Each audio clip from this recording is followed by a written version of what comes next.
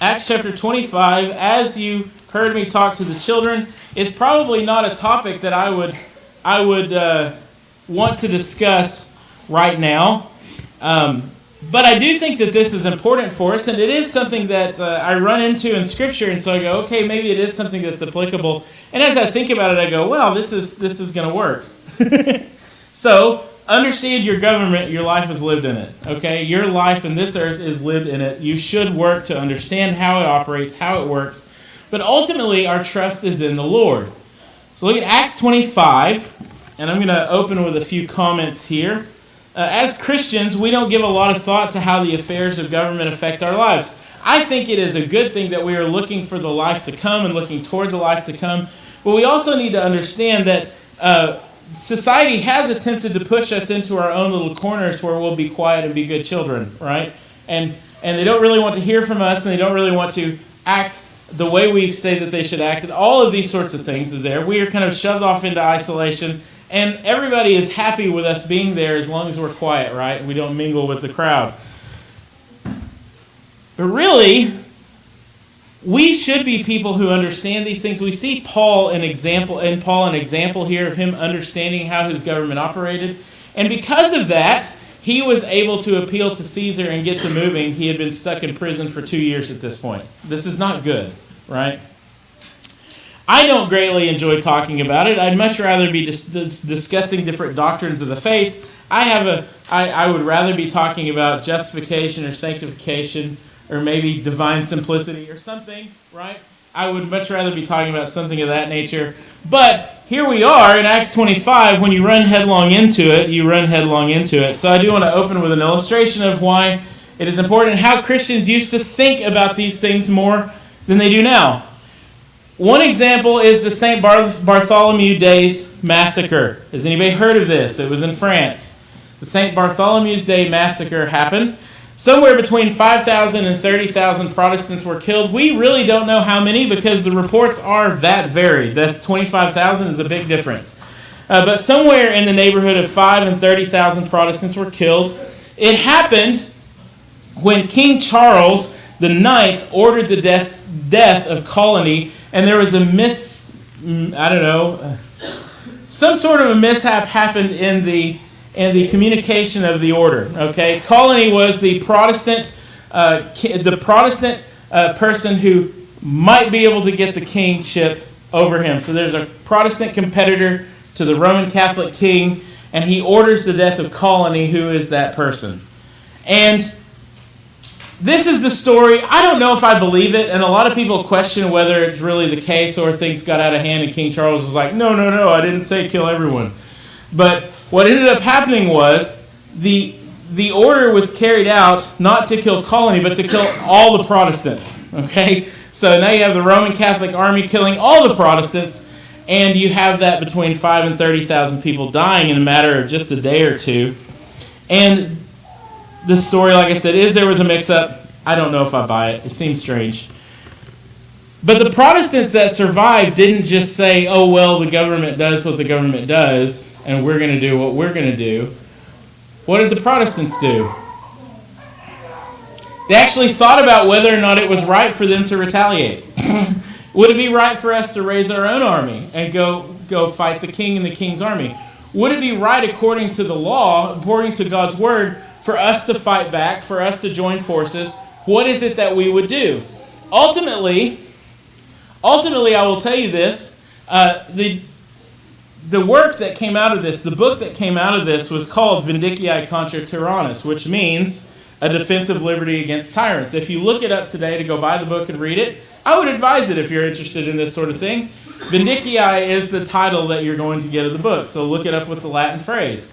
And it's written by a man named, we don't know. He called himself Junius Brutus. He was afraid that he would get murdered because his name was on the book, so he didn't put his name on it.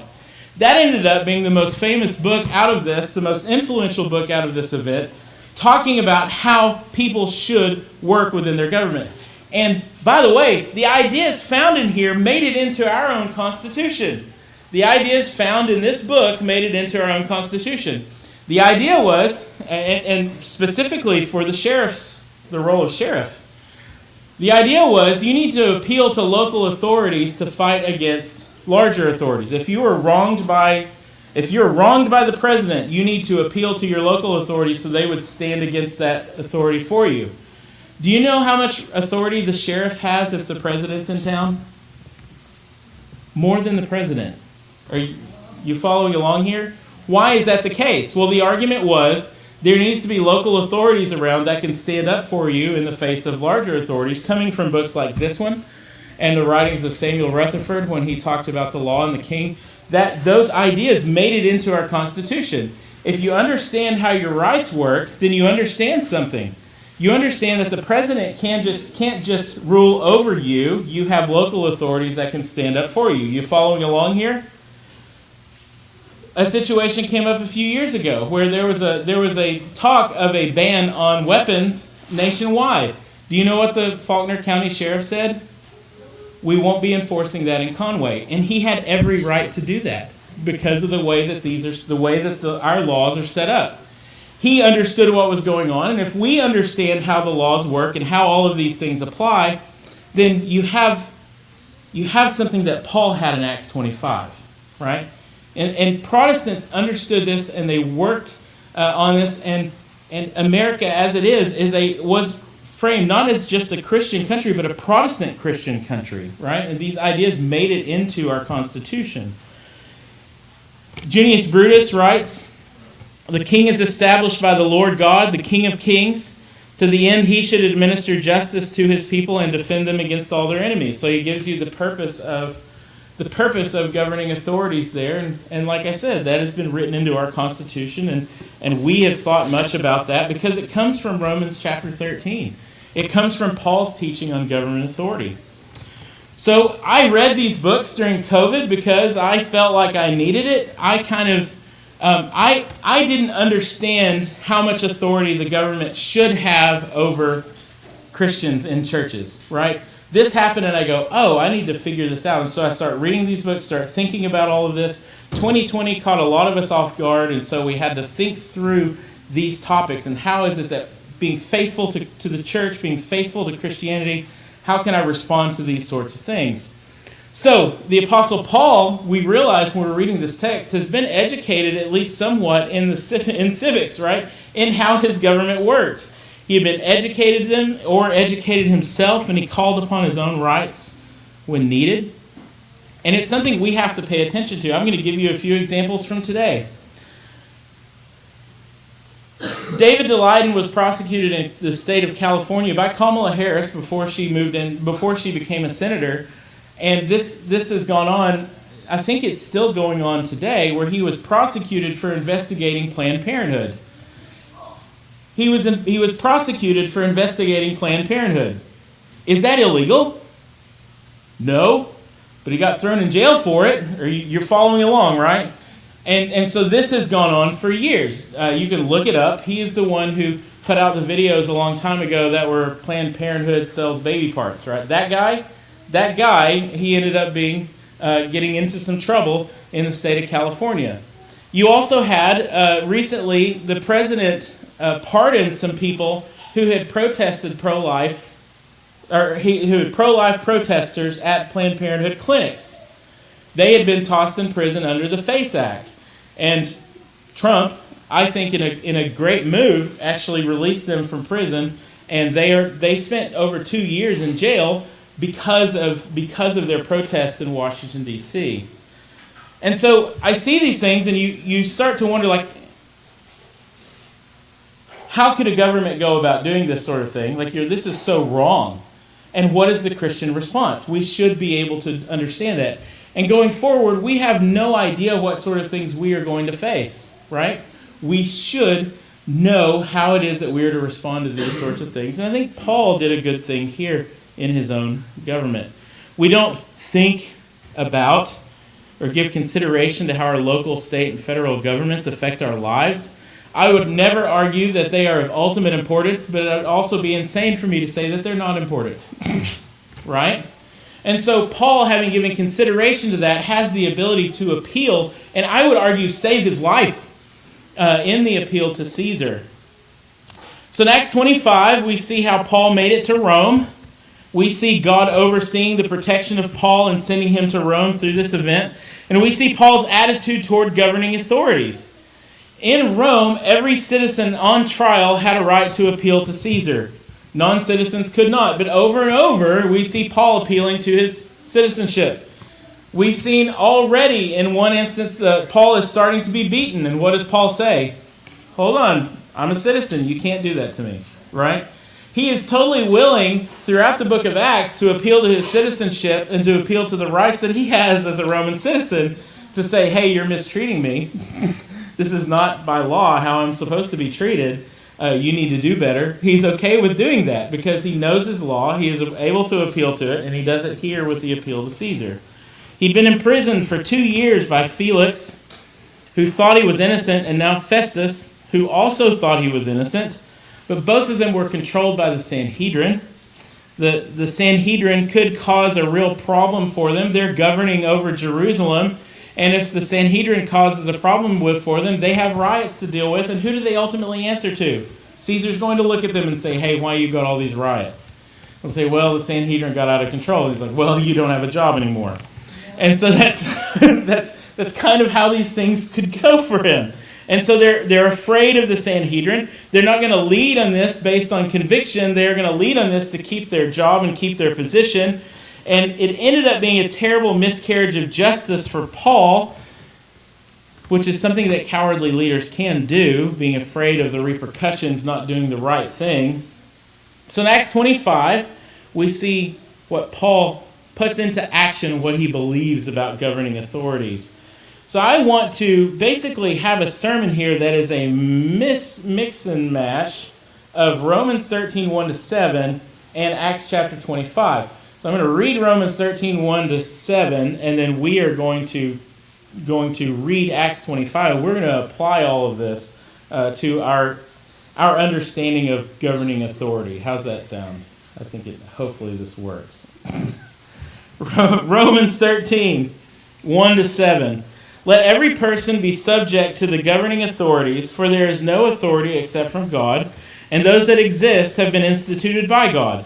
Therefore, whoever resists the authorities resists what God has appointed, and those who resist will incur judgment. For rulers are not a terror to good conduct, but to bad. Would you have no fear of the one who is in authority? Then do what is good, and you will receive his approval, for he is God's servant for your good. But if you do wrong, be afraid, for he does not bear the sword in vain. For he is the servant of God, an avenger who carries out God's wrath on the wrongdoer.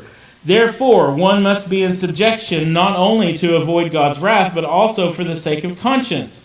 For because of this, you also pay taxes, for the authorities are ministers of God, attending to this very thing. Pay to all what is owed to them, taxes to whom taxes are owed, revenue to whom revenue is owed, respect to whom respect is owed, honor to whom honor is owed. That's Romans 13, 1-7, describing that the governing authorities are God's ministers of justice on earth. That makes sense, I think. So you have that description there in Romans 13, 1-7. Now, as Christians, we are to be people who make disciples here. We are to be people who live here and are faithful to the Lord here, and it will greatly help us if we understand how here works. So you see that with Paul in Acts 25. So let's look at Acts 25. Now 3 days later, Festus had arrived in the province. He went up to Jerusalem from Caesarea.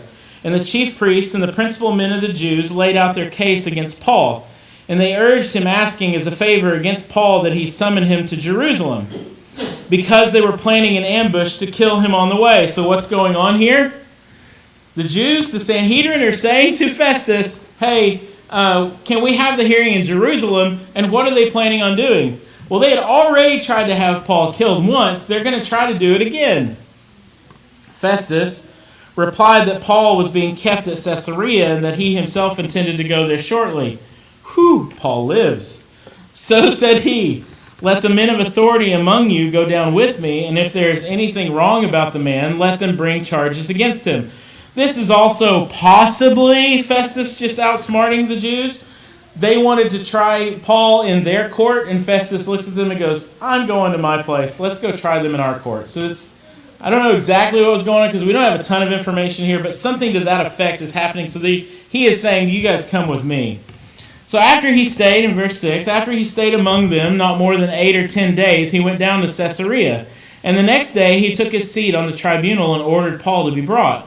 When he had arrived, the Jews who had come down from Jerusalem stood around him, bringing many and serious charges against him that they could not prove. That's interesting.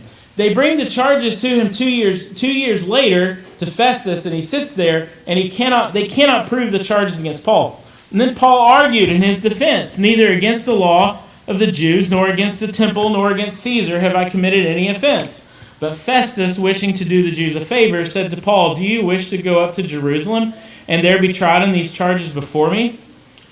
Oh, Festus. This is a coward's way out, right?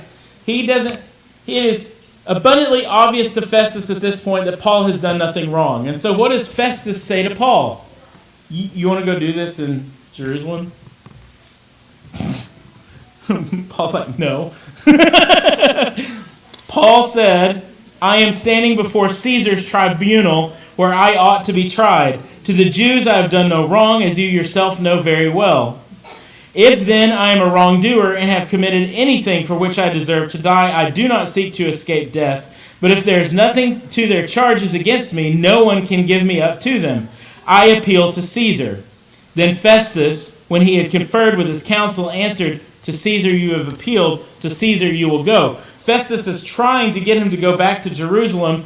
Paul understands that that's a bad idea. He understands that he has done nothing wrong. And he is totally willing to die if that be the case, if death is warranted in his case. He is willing to pay whatever penalty it is that he has incurred for wrongdoing. But he has done nothing wrong. And Festus says to him, you want to go to Jerusalem? Paul says, no, I want to go to Rome. I want to be tried by Caesar. That is my right by law.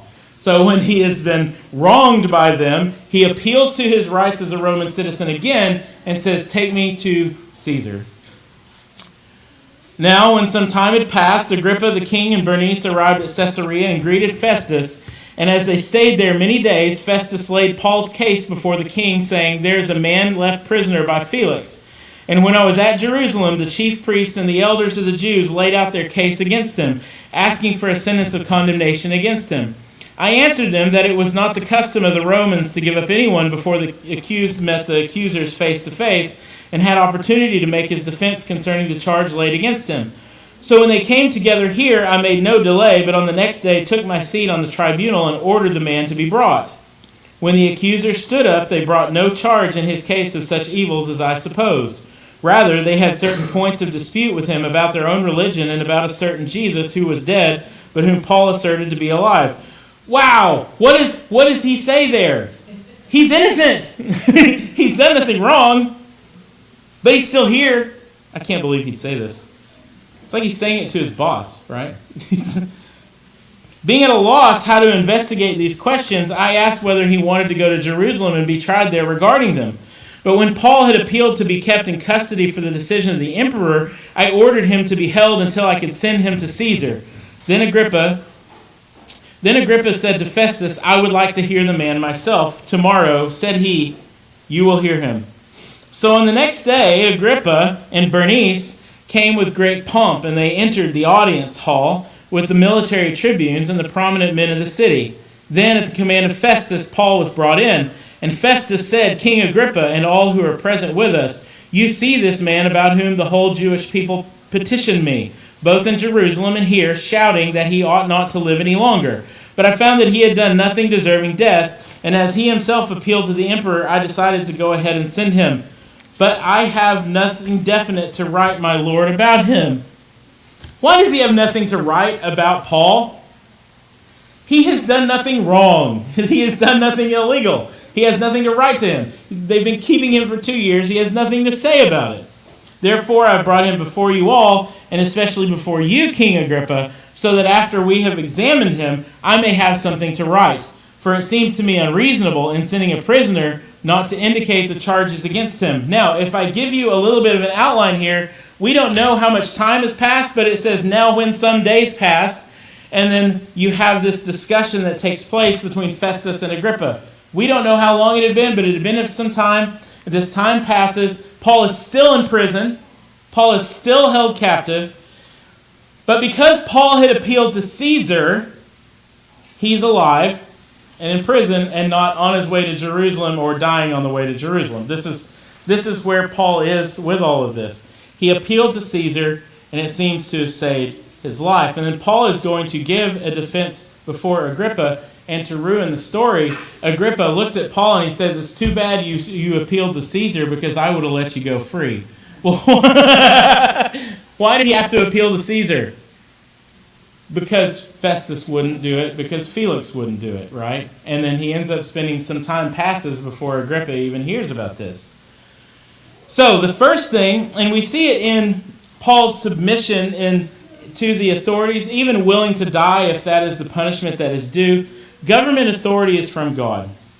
We saw that in Romans 13:1, that there is no authority except from God, and he calls them a minister of justice. God has appointed these authorities. The reason for the appointment, we do not know. We are not privy to why. Sometimes God appoints rulers for the reason of lifting up a nation. Sometimes God appoints rulers for the judgment of a nation, and we don't know why. We just know that God has appointed this person here at the time. All authority is from God. As a democratic republic, we tend to think, or a representative republic, we tend to think that authority comes from us. We do have a role to play. It is important, and we should go do it, but ultimately God appoints the authorities. We see passages like Ephesians 1:11. In him we have obtained an inheritance, having been predestined according to the purpose of him who works all things according to the counsel of his will. Are kings of nations and rulers of nations part of those things that are appointed according to the counsel of his will? Well, yes, they are. We see something similar in Daniel 2, chapter 20 to 22. Daniel answered and said, "Blessed be the name of God forever and ever. To him belong wisdom and might. He changes times and seasons. He removes kings and sets up kings. He gives wisdom to the wise and knowledge to those who have understanding. He reveals deep and hidden things. He knows what is in the darkness, and the light dwells in him." So throughout our whole life, and this also, we understand that God is in control. No matter who wins elections, God is in control. And this matters. It matters greatly. As a church, it matters a lot. The situation that we are in is not accidental. The situation that our church finds itself in is not accidental. The fact that you are here in Conway, in Arkansas, in Faulkner County, here in the United States, is not accidental. There is a plan and purpose being carried out at this time. The leadership in these areas are not on accident, and we ourselves are put here in this time and place to be faithful in it. The Lord's in control. It's not for us to lament how bad we think things are in this time and place. We are to be faithful in the time that we have given to do those things we are supposed to be doing. We are subject to governing authorities, but it's not because we love the governing authorities. It's because we love Jesus and we trust him, right? He has told us this is the case. Their authority comes from him. The next thing we see is that governing authorities are ministers of justice. They have an appointed role to play in our lives. Paul understands that. He understands that they have the role of carrying out the law. And so he speaks to them and says, if there's anything I have done wrong, may I be punished for it, right? I will accept that punishment even up to death. And so he understands that in the text, but we also see it in Romans 13 when he speaks of the role of government, that they are themselves to be punishing evildoers, rewarding good behavior, and protecting its people. It's a pretty simple space that government is supposed to do. They might do more things than that. Our government does more things than that. But if they're not doing these core things, they're not carrying out their duty before the Lord, right? Government is supposed to punish evildoers, reward good behavior, and protect its people. I don't think a lot of people understand this today. We have this sense in which we don't really know what the government is supposed to do. We just kind of trust that the 24-hour news cycle is going to tell us what they're supposed to be doing. That's not what we should do. We understand that if they are not at least doing this, they are not doing at least their God-given role, right? It's pretty simple. Punish evildoers, reward good behavior, and protect its people. And this makes a lot of sense, because if, in our situation, if police officers aren't getting the bad guys, and judges aren't prosecuting the bad guys, aren't sending them, they're not getting punished, if that's not happening, what happens to our society? It turns into pure chaos. God has put people on this earth to be ministers of justice. I am considered a minister of the gospel. I am to preach God's word. I am to testify to Christ and his work in the world. I am not a minister of justice. My role is nothing like that of ministers of justice. They have a particular role they are to play. And they are to do this, otherwise chaos will reign in this world. The third thing is to be in subjection to the governing authorities. Paul, again, submitted himself to the law as written, and he does this here in Acts 25 when he says, punish me. And then I also would say he had friends on the outside that were visiting him regularly. He didn't cause some sort of prison uprising or try to sneak out of the jail either. So not only does he submit to the authority, the judgment of the ruler there, but he also is, I would say, as a general rule, Paul is submitting to the governing authorities. You see it throughout his life, and you see it, I would say, especially here. Because these authorities are appointed by God for the purpose of justice, we should be in subjection to them. Is that subjection ultimate? No. We are submitting to rulers and authorities because we are submitting to the Lord. If they call on us to break God's law, we reject and disobey them. We see that throughout the scriptures as well. We see that in the book of Acts. What happens in the book of Acts, chapter 4, when the apostles are told not to preach the gospel? They preach the gospel. They will not disobey the Lord's command. What happens in the book of Daniel when different people are told to pray to this idol? They refuse to pray to the idol. They refuse to bow down. Well, over and over we see this example given that we are to be respectful of these authorities. We are to be subject to these authorities, but these authorities are not ultimate. These authorities have no right to tell us to break God's law, to do something against God's command. But we should, as a general attitude, have a deference toward these rulers because they are appointed by God for the purpose of justice, and so we are subject to them. Hope you're keeping up. I feel like I'm flying today. Know the law. Know the rights you have as a citizen. This is what's interesting to me. Paul knew what it was that he was supposed to do as a Roman citizen. He knew the law. He knew his rights. He was willing to use them. As I said, over and over, he was willing to use them. He is picked up by people because there's been a disturbance in a different town, and Paul looks at them and says, I'm a Roman citizen. You have to not beat me, right? He does the same thing again in this case. He says, you're not allowed to use the whips on me. You have to give me this trial because I'm a citizen of Rome. I'm not like everybody else around here. I am actually a citizen of Rome. I have these rights because I'm a citizen of Rome. He's totally willing to appeal to those rights that he has. But first you have to know them, right? You have to know. How could Paul have appealed to Caesar if he didn't know it was something that he had the right to do? You have to know these things. Paul knew his rights as a Roman citizen and was willing to use them.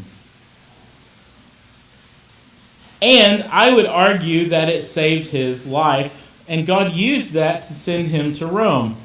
What would have happened had Paul given in at some point to Festus and said, fine, we'll go to Jerusalem? Yeah, he's dead. He's dead. And so Paul appeals to Caesar, which means, and this is interesting, it's not like the appeals we have today. In our country, the appeals process is very particular. Like, you have to lose a case, and then you appeal to a higher court. The higher court has to choose whether they're going to accept the case, and then they try it, right? You have this appeals process that takes place. It was not that way in Rome. In Rome, any person who was a citizen could immediately make an appeal to Caesar no matter where they are in the case. Now, everybody understood that if you appealed to Caesar and went to Caesar for something stupid, you probably weren't going to get a good outcome, right? But there was an understanding that this is how it worked. And Paul here This is interesting to me. Paul has never been called guilty. Paul has never been actually called guilty. Paul has, throughout this entire thing, been seen to be innocent, and finally goes, I'm appealing to Caesar. He finally went, this is the drastic action. He knew he had the ability to do it, and he did it. Now I'm going to say this about our education system. In the state of Arkansas, how much civics do students are they required to have? One semester. One. How much do you have to learn in a civics class? You have to learn about local government, you have to learn about county, you have to learn about state government, and you have to learn about how federal government works. In one semester, are students going to have an understanding of that? No. Mostly what they're going to get is a mock election and a little bit of talk about the Bill of Rights and possibly have to memorize the first line of the Declaration of Independence. That's going to be it. They will not have had much information about what it means to be a citizen here in Arkansas or in Conway, right? They're not going to have an understanding of these things in one semester. That means if you're going to have an understanding of how the local law works, what are you going to have to do? Talk with your kids about it at home, right? They're not going to get it at school. There's just not enough of it there. I don't know how it works at Conway Christian. I don't know how much time is devoted to it there. I doubt if they get much of it. Yeah, Britton, yeah.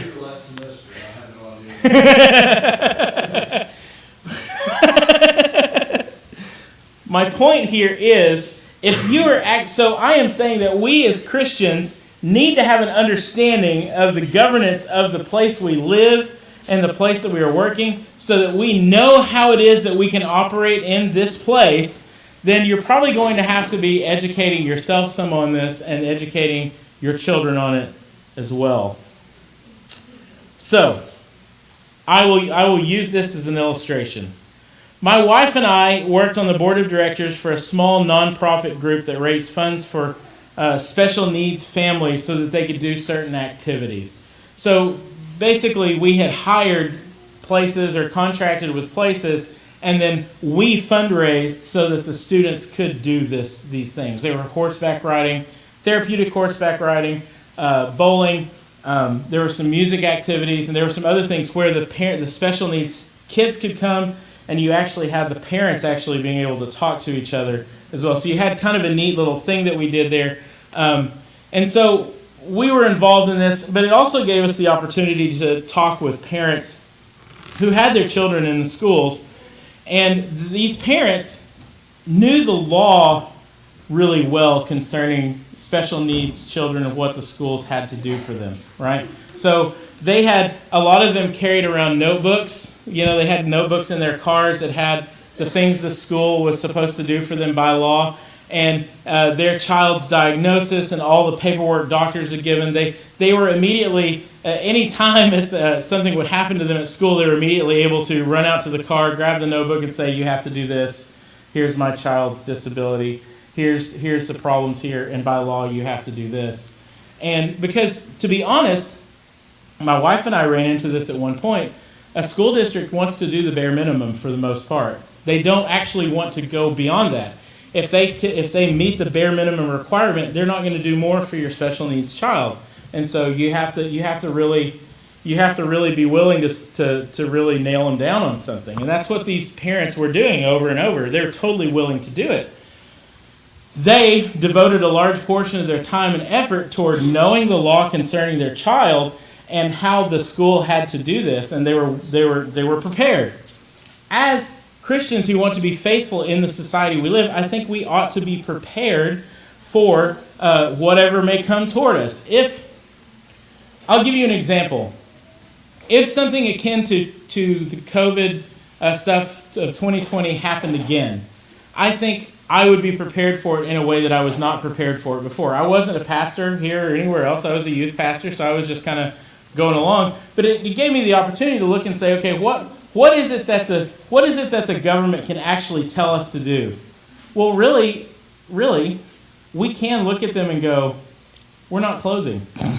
We have that ability. And some churches actually did that, and what happened? they made millions off of lawsuits filed against states. This happened. Some states said, you're not. Arkansas did not. Arkansas said, churches, do what you do, right? And I think it was a good move that took place, at least for a little bit of time, maybe a week or two there. There was a lot of questions about what was happening, what is this virus? And then at some point, we understood that it wasn't going to kill everyone in the country, and then we could have, at that, but we didn't know. Like, churches didn't know what to do. And so some places around the country, they were told, you have to shut down, and they kept them shut down for a long period of time. We're talking 6-8 months. They weren't allowed to meet in their buildings, and by that point, everybody knew it wasn't as fatal as we had worried at first. Well, I say all this to say, because that happened, we understand now that we needed to know what to do if something took place, right? That was not even in the realm of imagination. It's been 5 years. 5 years ago. We never thought about that at all. And so, as Christians, I think we have an obligation to be prepared in case something like that happens. In other instances, what if you do decide to go protest at a Planned Parenthood clinic and get thrown in jail? You need to know that you shouldn't be in jail and that you need to fight that, right? With every ounce of your being. I would encourage you to get online and to raise funds so that you could fight that, to grab some of these places that help with these people and do that sort of thing. You should understand and know that you have a right to fight that sort of thing. So I say all of this to say we need to be prepared. We educate ourselves on what the law is, where we live, so that we can function better as a church and as we don't know what's going to happen next, so we're prepared, right? The last thing is your trust is in the Lord. Will governments fail you? Hey, if you're living this time, right, we've been through a lot in my lifetime, you know the answer to that. Governments will fail you. Jesus will not. Felix put off the case to appease the Sanhedrin. Festus saw that Paul was innocent, but also feared the Sanhedrin. Both were willing to endanger Paul to keep the mob happy. That sounds familiar. Your government will fail, and it will possibly fail you. Jesus, who is Lord, King of Kings and Lord of Lords, who accomplished your redemption for you through his perfect life, death, and resurrection, is yours and yours forever because he lived that perfect life on your behalf. He died on the cross and paid the punishment for sin, and he rose from the grave, accomplishing your justification, and he brought you into God's family to be a part of God's kingdom, which is perfect. He will not fail us. The best that we can hope for in this life is what Federalist Paper number 51, written by James Madison, said. These are the Federalist Papers were the founders attempting to convince everyone that they needed to sign on to the Constitution. So in Federalist Paper number 51, James Madison said, "What is government itself but the greatest of all reflections on human nature?" Notice what he says next. "If men were angels, no government would be necessary." Yeah. If angels were to govern men, neither external nor internal controls on government would be necessary. If framing a government which is to be administered by men over men, the great difficulty lies in this. You must first enable the government to control the governed, and in the next place, oblige it to control itself. What does James Madison say? The people who are in charge are not angels, and the people who are being ruled over are not angels. They're sinners. All of them are sinners. And so the great problem with putting together a government is that you have to put together a government that's going to control sinners. And by the way, you've got to put together a government that's going to control the sinners who are in charge too. That's the great problem, he says, with putting together a government. A dependence on the people is no doubt the primary control in the government, but experience has taught mankind the necessity of auxiliary precautions. That's the best you can hope for. The best you can hope for from a government in this life is that the sinners who are governing the other sinners are governing themselves. Of course you're going to run into problems with government authorities doing things they shouldn't do. Of course they're going to fail us. They will always fail us at some point. They will let us down. It oftentimes seems to me that people here, I don't know how it is around the rest of the world, but we pick people that represent us to go to government for us, and then because of the 24-hour news cycle, we decide we're going to root for the people with our color. Right? No matter what they do sometimes. Sometimes they do crazy stuff, even when they do awful things. But our ultimate allegiance is not to a political party. They will let us down. They often do let us down. Our trust is in the Lord. Our governing authorities will fail us. Jesus will not. They will let us down. As God's people, we always understand that our ultimate allegiance is to Christ, the one who came, who lived and died and rose for us. And that Jesus is ushering in a time when every tear will be wiped away. He's bringing in a day in which there will be no more sin and no more shame. And my hope is in Him, not in the people who can so easily let me down.